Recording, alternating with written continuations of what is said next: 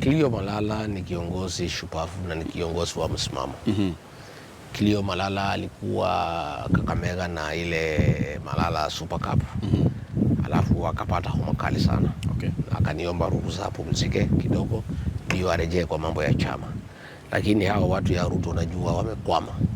Kazi yao sasa ni uvumi. Huyu unatoka, huyu unatoka. Kama kuna watu ambaye walikuwa ni spies ya William Ruto kwa chama yangu.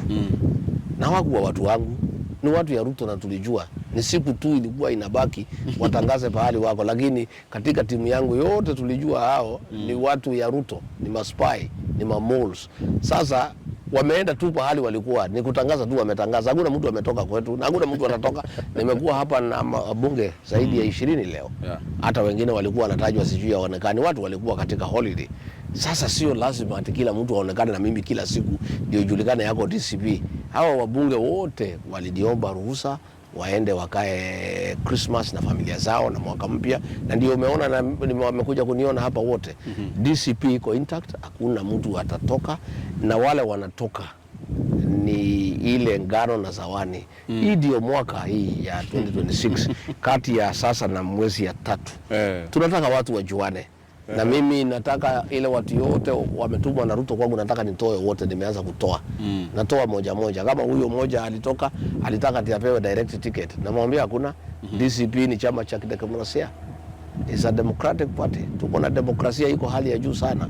Na kila mtu, hata kama wewe ni mjumbe, hata kama ulipiga kura nisitolewe, hata kama unashidaga na mimi kila siku, lazima utaenda kwa nomination.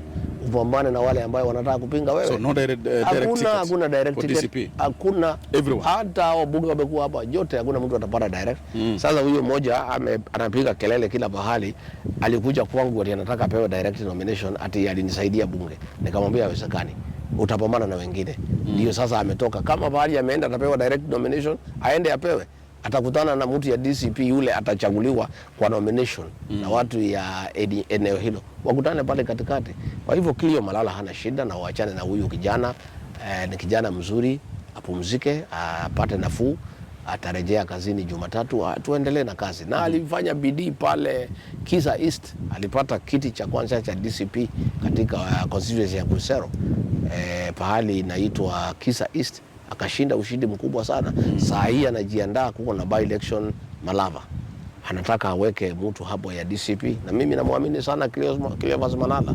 Ni kijana iko na bidii, na tuko pamoja na tutatembea pamoja.